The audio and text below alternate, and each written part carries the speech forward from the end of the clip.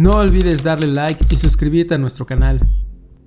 Durante casi 10 años, tomé la misma ruta para ir al trabajo. Era un trayecto de unos 20 minutos desde mi casa hasta la autopista, y aunque gran parte del camino era bastante monótono, árboles, cercas viejas, buzones oxidados, había un punto en particular que siempre me sacaba una sonrisa. Una pequeña casa de campo con un porche de madera donde, cada mañana, se sentaba un señor mayor a tomar su café.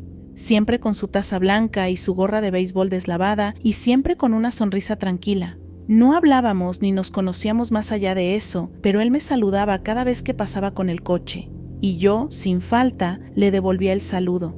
A veces con una sonrisa, a veces con un gesto rápido si iba tarde, pero nunca dejé de hacerlo. Era como una especie de ritual silencioso.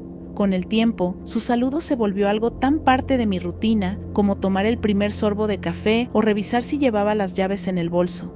Sabía que su nombre era Harold porque una vez, en una reunión del vecindario, alguien mencionó que había sido maestro de escuela en su juventud. También supe que había enviudado hacía años, que no tenía hijos y que pese a vivir solo, siempre había sido amable con todos. Nunca daba problemas, siempre tenía su jardín ordenado, y algunos decían que a veces dejaba galletas caseras en los buzones de los vecinos más ancianos, una especie de abuelo adoptivo para la calle, aunque no todos lo conocieran de cerca. Un día cualquiera, mientras hablaba con mi vecina Sonia sobre cosas sin importancia, el tráfico, el calor, el perro del otro vecino que siempre se escapaba, le comenté con una sonrisa: «Me alegra que Harold siga por ahí, me saluda todas las mañanas, no sé por qué, pero me da paz». Ella me miró con una ceja levantada. «¿Harold, el del porche?», me preguntó. «Sí, él. Siempre está sentado tomando café en la mañana, justo cuando paso». Se quedó callada un momento antes de decirme, con un tono medio confundido, medio serio: «¿Tú estás segura de eso? Harold murió hace 3 años. Le hicieron un pequeño velorio aquí mismo. ¿No te enteraste?». Sentí un escalofrío tan fuerte que se me erizó la piel. Le aseguré que no, que tenía que estar equivocada, que lo había visto esa misma semana. Pero ella negó con la cabeza, segura. «No, estoy segura, yo fui al velorio. Lo enterraron junto a su esposa en el cementerio del pueblo». No sabía qué decir. Esa misma mañana lo había saludado, como siempre, llevaba la misma gorra vieja, tenía la misma taza en la mano. Incluso recuerdo que, esa vez, me saludó con un gesto más lento, casi como si estuviera cansado. Pero era él. Volví a pasar por su casa al día siguiente, a la misma hora. El porche estaba vacío, ni taza, ni silla, ni gorra, solo un columpio de madera que se movía apenas con el viento. Y no volvió a aparecer, nunca más lo vi. Al principio intenté racionalizarlo, tal vez fue un pariente, tal vez alguien cuidaba la casa, tal vez estaba imaginando cosas. Pero era Harold, el mismo hombre que me había saludado durante años, sin faltar ni una mañana. Y de pronto se había desvanecido. Lo más raro de todo es que no me dio miedo, fue más como una tristeza silenciosa, como si algo se hubiera cerrado y por alguna razón Harold hubiera decidido quedarse saludando desde su porche un tiempo más, hasta que ya no fue necesario. A veces pienso si fui la única que lo veía, o si tal vez él seguía ahí para cumplir con su rutina, igual que yo cumplía con la mía. Y cuando por fin alguien mencionó su nombre en voz alta, su recuerdo se soltó y pudo irse del todo. Desde entonces paso por esa casa cada día. Ya no hay nadie en el porche, pero sin falta levanto la mano y saludo, por si acaso. No soy de soñar mucho, o mejor dicho, no suelo recordar lo que sueño. Pero hubo algo que me pasó, 2 veces además, que me dejó marcando ocupado durante días. Literalmente fue tan vívido que todavía puedo cerrar los ojos y sentirlo como si hubiese estado ahí de verdad. La primera vez ocurrió después de una semana pesadísima, trabajando hasta tarde, lidiando con problemas en el trabajo, sin dormir bien y con la cabeza hecha un hervidero. Esa noche me fui a dormir fundido. Me acuerdo que ni llegué a poner la alarma. Me tiré en la cama como quien se rinde. Cerré los ojos y ¡pum!, otra realidad. No sé cómo describirlo exactamente, pero aparecí despierto en una especie de isla. No era cualquier isla, era como el lugar más hermoso y tranquilo que jamás había visto. El mar era de un color esmeralda profundo, cristalino, como salido de una postal imposible. No había olas fuertes ni ruido de ciudad, solo el sonido del agua moviéndose suavemente y una brisa perfecta que te acariciaba la piel como si supiera lo que necesitabas. Estaba recostado en una reposera, de esas de madera con almohadones blancos, en la sombra de una palmera alta. Llevaba puesta ropa ligera, como si hubiera estado ahí desde hace rato. No tenía frío ni calor. Sentía como si mi cuerpo, por primera vez en años, estuviera perfectamente equilibrado. Ni dolor en la espalda, ni tensión en los hombros, nada. Miré alrededor. La playa era amplia, con una arena clara y compacta, casi sin pisadas. Había otras personas caminando, charlando entre sí, algunos tirados como yo, otros bebiendo algo de cocos o frutas. Todo tenía un aire irreal, como una película bien iluminada, pero a la vez se sentía real, súper real, como si esto fuera más real que lo otro. De pronto se me acercó un hombre mayor, pelo blanco, algo desordenado, cara redonda, sonrisa amable. Vestía ropa de lino clara y sandalias. Tenía un aire de esos abuelos sabios de cuento, pero sin parecer forzado ni exagerado. Se detuvo junto a mí y me dijo con una voz suave pero firme: «Tranquilo, está todo bien, solo hubo un poco de tráfico, en unos minutos vas a poder volver. Disfruta mientras tanto». Lo miré sin entender del todo. ¿Tráfico? ¿Volver de dónde? Pues ¿dónde estoy? Pero lo más extraño fue que no sentía ansiedad, ni necesidad de entender. Me encogí de hombros y pensé, bueno, supongo que espero. Me levanté y empecé a caminar por la playa. Noté que había un pequeño muelle a lo lejos, con una especie de mercado al aire libre, puestitos con frutas, piedras, cosas raras que nunca había visto. Las personas con las que me crucé eran amigables, pero distintas. Algunos se veían completamente normales, otros no tanto. Había un tipo que me saludó con un gesto de la mano y cuando me acerqué me di cuenta de que tenía los ojos demasiado grandes. No al punto de dar miedo, pero sí inusuales. Me puse a charlar con él. Me preguntó de dónde era, le dije la ciudad en la que vivo y él se quedó pensando. «Nunca la escuché», me dijo. «Yo soy del sector X». Lo dijo como si fuera algo tan natural como decir «soy de México» o «soy de Lima». Le pregunté dónde quedaba eso y solo sonrió. Era como si esas preguntas no fueran importantes ahí, como si en ese lugar la lógica no importara demasiado. Más adelante me senté en una especie de bar improvisado en la arena. Me sirvieron una bebida helada, algo dulce con frutas que no pude identificar. Mientras la tomaba sentía que el tiempo no pasaba, como si estuviera suspendido. Después de un rato, el hombre mayor volvió a buscarme. Me sonrió otra vez y me dijo: «Listo, ya está todo solucionado. Es hora de volver». Le pregunté volver a dónde, pero apenas alcancé a decir la frase, sentí como si me estuviera deslizando hacia atrás, como si el mundo se apagara en cámara lenta, y de golpe, mis ojos se abren. Estoy en mi cama, todo está oscuro. Miro el reloj, 7 en punto, ni un minuto más, ni uno menos. Lo más loco es que me sentía descansado como nunca, como si me hubieran recargado por completo. Mi mente clara, cero ansiedad, nada. Pasaron unas semanas y cuando ya lo había medio olvidado, volvió a pasar. Exactamente igual, misma isla, misma reposera, mismo tipo con la sonrisa. Solo que esta vez estuve un poco más consciente de que ya había estado ahí. Fue como visitar un lugar conocido. Y de nuevo, después de un rato, el viejo vino a decirme que ya era hora de regresar. Y de nuevo, desperté a las 7 en punto. Perfecto, en paz. Después de eso, empecé a leer un poco. Hay gente que llama a estas experiencias salas de espera del alma o dimensiones de tránsito. Otros dicen que son sueños lúcidos, pero nada que leí logró captar la sensación exacta de estar allí. Porque no era solo un sueño, lo sé. Nunca volví a tener algo así desde entonces, pero juro que si alguna vez me pasa de nuevo, no voy a hacer preguntas. Me voy a tirar en esa reposera y simplemente disfrutar el momento. Esto que voy a contar no tiene mucho sentido. A veces pienso que fue un sueño muy elaborado. Otras veces estoy convencida de que algo raro pasó con el tiempo o con la realidad misma. Pero lo cierto es que ese día lo viví 2 veces, entero, desde que abrí los ojos hasta que lo volví a hacer, como si alguien hubiera apretado reiniciar. Todo comenzó como cualquier otro lunes. Vivo a unos 45 minutos de la universidad, así que tengo que salir temprano para no llegar corriendo. Me bajé del bus a las 6:50 cuando el sol recién comenzaba a calentar un poco y me fui directo a la sala común de la biblioteca. Era mi refugio personal antes de clase. Siempre me tiraba en uno de esos sillones incómodos, ponía la alarma y dormía unos 30 minutos.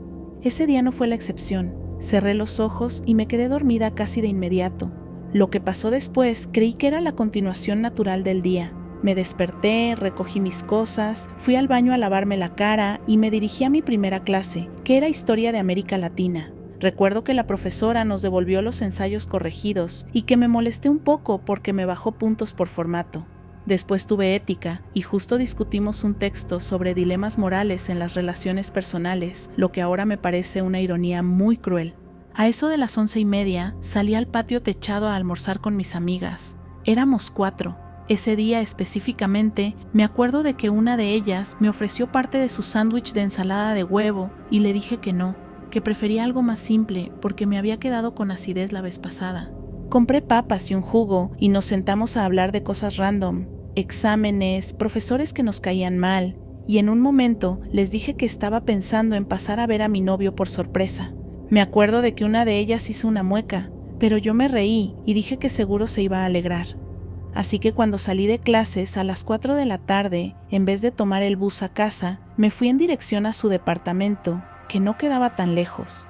Caminé esas 4 cuadras sonriendo, pensando si debería comprar algo dulce para compartir con él. Toqué la puerta, esperando escuchar su voz desde adentro, y ahí fue cuando todo se vino abajo. Él abrió, pero no estaba solo, estaba con ella. La chica de la que siempre me hablaba como una amiga del trabajo. Llevaba una camiseta suya puesta y ni siquiera parecía sorprendida de verme. Él balbuceó algo estúpido como «esto no es lo que crees», y yo simplemente di media vuelta, sin decir nada. Me senté en la parada y esperé el bus con los ojos llenos de lágrimas, como anestesiada. Me dormí durante el viaje de regreso. Estaba emocionalmente agotada. Apoyé la cabeza en el vidrio y cerré los ojos.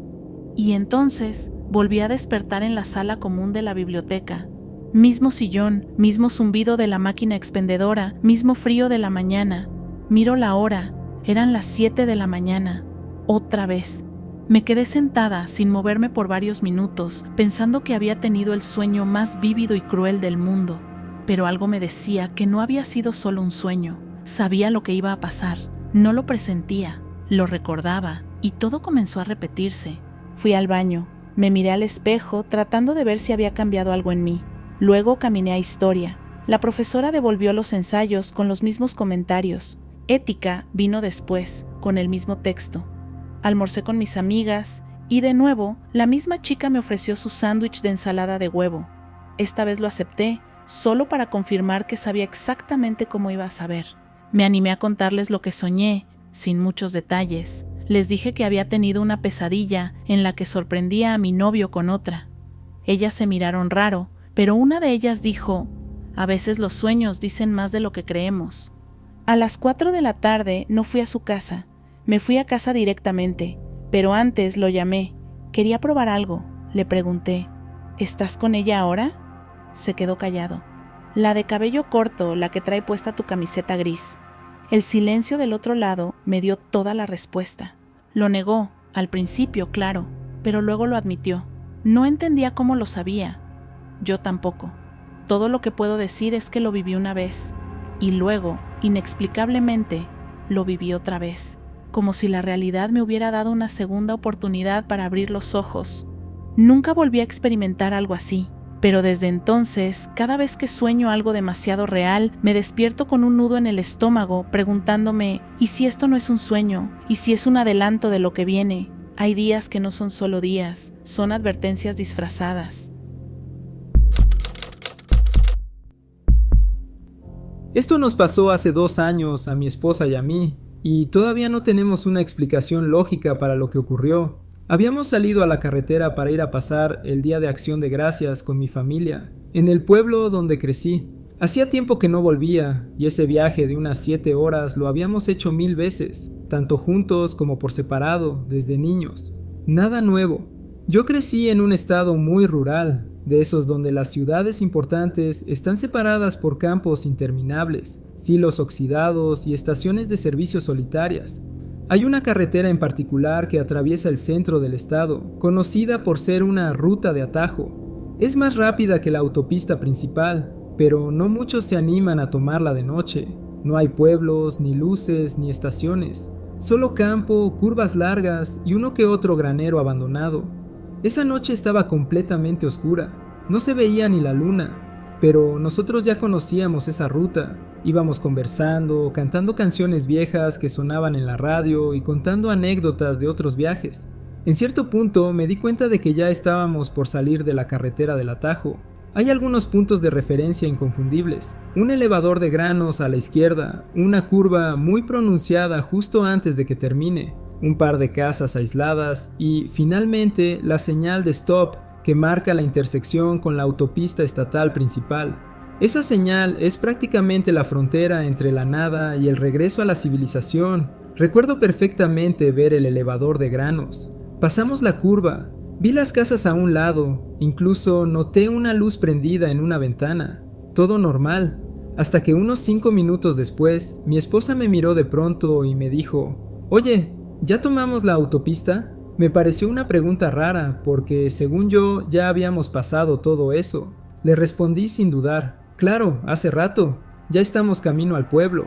Pero en cuanto lo dije, algo me hizo ruido. Me quedé pensando, repasando mentalmente. ¿Realmente pasamos la intersección? ¿Giramos? ¿En qué momento lo hicimos? Porque no lo recordaba. Y eso es algo que uno siempre nota. Es un giro pronunciado y es el momento en que dejas de manejar por campo desierto y vuelves al camino iluminado. Nada de eso había pasado y empecé a sentir un cosquilleo raro en el estómago. Saqué el teléfono para ver Google Maps y ahí fue cuando casi me congelo. Estábamos a más de 40 millas del final de la ruta. Era como si el tramo que creímos haber recorrido simplemente no hubiera pasado. Literalmente, según el mapa, estábamos todavía en medio de la nada. No había forma de haber dado la vuelta ni de habernos perdido, porque es una carretera recta sin desvíos. Miré a mi esposa y ella estaba pálida. Me dijo: «Te juro que yo vi el tractor. Justo al final de la ruta había un tractor viejo estacionado al costado. Estaba seguro de que lo pasamos, y aquí viene lo más raro. Cuando finalmente, una media hora después, llegamos al final del camino real, ahí estaba, el tractor, oxidado, inmóvil, en el mismo lugar exacto que ella había descrito. No dijimos nada durante varios minutos. Seguimos manejando con esa sensación incómoda de que algo estaba mal, pero sin poder ponerle nombre. Lo que vivimos no fue una simple distracción. Los dos recordábamos con claridad haber pasado por los puntos de referencia finales. No uno, ni dos, todos. Y sin embargo, seguíamos allí, atrapados en el mismo tramo. Cuando llegamos a casa de mis padres, intentamos contarlo, pero sonaba tan absurdo que nos quedamos a mitad del relato. Dijimos simplemente que el camino estuvo largo. Esa noche los dos nos quedamos en silencio un buen rato antes de dormir. Era como si el recuerdo no quisiera desvanecerse. Desde entonces, cada vez que volvemos a hacer ese viaje, evitamos tomar ese atajo. No por miedo exactamente, sino por una sensación difícil de explicar. Como si esa carretera tuviera su propio ritmo del tiempo y por algún motivo que no comprendemos nos hubiéramos salido brevemente del mapa y luego alguien nos hubiera puesto de nuevo en él. No tengo respuestas, solo sé que esa noche la realidad pareció doblarse un poco y nosotros lo notamos. Tenía unos 8 años cuando pasó esto. Recuerdo esa etapa como una mezcla de cosas bonitas y raras. Mis padres estaban pasando por un momento complicado, se notaba en las discusiones que trataban de disimular, y yo solía refugiarme en los libros y en los animales, sobre todo en Luna, nuestra gata negra. Ella me seguía a todos lados, dormía en mi cama, se metía a la ducha cuando estaba en uso solo para estar cerca, y tenía esa manera tan única que tienen los gatos de hacerte sentir que perteneces a algo, aunque no digan ni una palabra.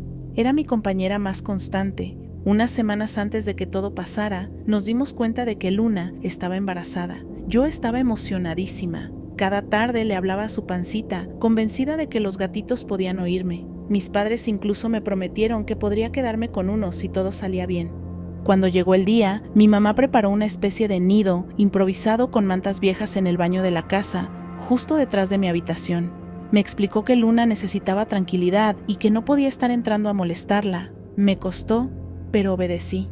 Esa noche no podía dormir de la emoción. Me acosté con un libro, uno de aventuras, sobre una niña que viajaba en el tiempo, y me prometí que no saldría de mi cuarto, pero no pude evitar quedarme despierta, alerta, escuchando cada ruido desde el baño como si pudiera adivinar cuántos gatitos nacerían. Y fue entonces cuando pasó. Serían más o menos las 12 de la noche.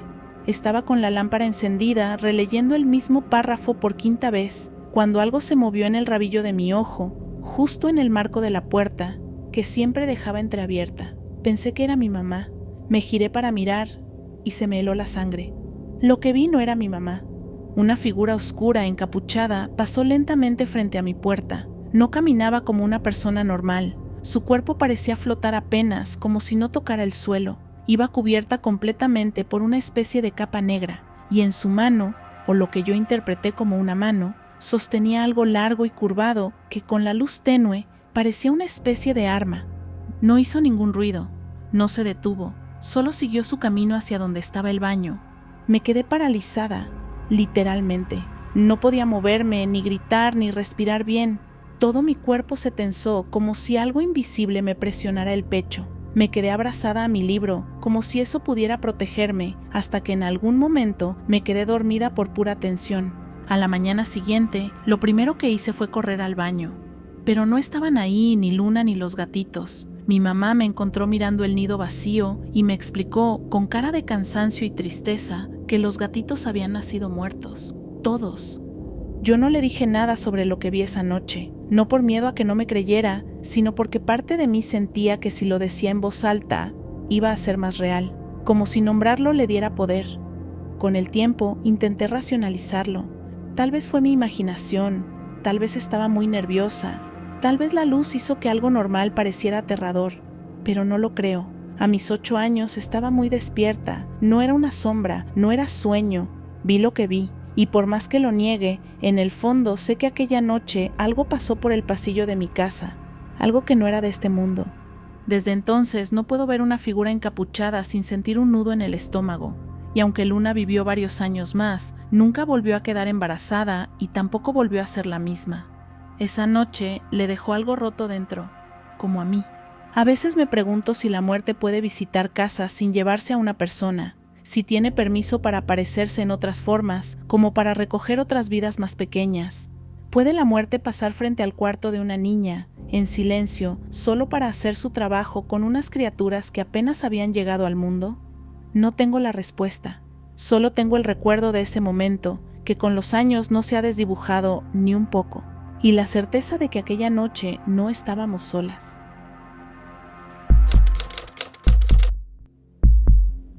No suelo contar esto, de hecho creo que solo lo he mencionado 1 o 2 veces en mi vida, porque todavía me cuesta procesarlo. Fue en la universidad, durante mi 2º año. Tenía un grupo grande de amigos, como 10 más o menos. Nos conocimos durante la orientación y por alguna razón simplemente conectamos. Algunos eran compañeros de clase, otros vivían en el mismo edificio y al final todos nos empezamos a juntar para todo, estudiar, salir de fiesta o simplemente ir a comer, lo que sea. Todos los días, sin falta, íbamos juntos a almorzar al comedor del otro lado del campus. Era como una tradición no escrita. Para llegar al comedor teníamos que cruzar un atrio grande con una especie de pasillo de cemento rodeado de arbustos gruesos a ambos lados. No era un lugar particularmente raro, solo un paso entre edificios. Pero esa vez fue diferente. Ese día, como siempre, salimos del edificio principal en dirección al comedor. El grupo se dividió en 2 casi sin pensarlo, como solía pasar. Unos 5 chicos iban adelante, bromeando y hablando fuerte, y el resto, yo incluido, íbamos atrás, más tranquilos. Éramos 4 en la parte trasera. Cuando el primer grupo pasó entre los arbustos, todo parecía normal, pero en el momento exacto en que nosotros entramos en ese pasillo, algo cambió. Es difícil de explicar, pero fue como si el aire se volviera más denso y sentía algo que solo puedo describir como una vibración que recorría todo mi cuerpo. De pronto sentí una incomodidad tan fuerte que me detuve sin darme cuenta. Era como si todo estuviera en cámara lenta y no supiera dónde estaba por un segundo. Lo curioso es que los otros demás también se detuvieron. Nos miramos sin decir nada al principio, como si todos estuviéramos intentando entender qué estaba pasando. Y entonces llegó esa sensación, como una certeza incómoda. Faltaba alguien. Sentimos que alguien que debería haber estado con nosotros ya no estaba. Como si un miembro del grupo simplemente se hubiera borrado. Nos quedamos parados un rato tratando de recordar quién, pero no había nombre, ni cara, ni recuerdos concretos. Solo esa molesta y persistente idea. Alguien ya no estaba. Y no sabíamos quién. Hicimos un recuento rápido. Éramos 4, los mismos de siempre. Todo bien, en teoría, pero todos sentíamos que éramos 5 antes de cruzar entre los arbustos. Alcanzamos al grupo de adelante, medio nerviosos, y les preguntamos si notaban que faltaba alguien. Nos miraron como si estuviéramos locos. Dijeron que no, que estábamos todos, pero nosotros 4 sabíamos que no era así. Se sentía mal, raro. Como cuando tienes una palabra en la punta de la lengua, pero multiplicado por 1000 y con una capa de angustia encima. Era algo parecido a que alguien hubiera sido arrancado del grupo, de la realidad, y nosotros fuéramos los únicos que lo notábamos. Como si ese alguien hubiera existido, pero ya no tuviera ningún lugar en el mundo, excepto en la intuición que nos quedó atrapada en el pecho. Después de eso, ninguno de nosotros volvió a cruzar por ese camino. Tomábamos un rodeo más largo, aunque lloviera o estuviéramos apurados. No era por miedo en sí, era como por respeto a algo que no entendíamos, o quizá por el miedo de que el siguiente en desaparecer fuéramos nosotros. Lo peor es que eso no fue lo único raro de ese lugar. Unas semanas después, uno de mis amigos del grupo lo mencionó como si fuera algo casual. Oigan, ¿ese poste de luz siempre estuvo ahí? Era un poste metálico, de esos normales de campus, pero jurábamos que no estaba antes. Caminábamos por ahí todos los días. Nos habríamos dado cuenta. Incluso empezamos a revisar fotos antiguas que habíamos tomado en el atrio, y en ninguna aparecía el poste. En ninguna. Pero ahí estaba ahora, como si siempre hubiera existido. A veces pienso si ese lugar tiene algo defectuoso, como si no estuviera bien conectado con el resto del mundo y pudiera borrar cosas o moverlas y reemplazarlas sin dejar rastro. Después de eso me volví más escéptico con todo, pero también más cuidadoso, porque no sé si lo que nos pasó fue un fallo en la memoria, una ilusión colectiva o una especie de glitch en la realidad, pero sé que fue real y sé que éramos 5, solo que ahora ya nadie más lo recuerda. Antes de terminar este video, queremos darnos la oportunidad de saludar y agradecer a nuestra comunidad de tenebrosos. Valoramos mucho su apoyo, cada suscriptor, cada comentario, cada like, nos motivan a seguir creciendo y mejorando. Ustedes nos dan la oportunidad de hacer algo que nos apasiona. Y recuerden que si tienen una historia para compartir con nosotros, no olviden enviarla a nuestro correo electrónico que está en la descripción. Nos vemos en el próximo universo.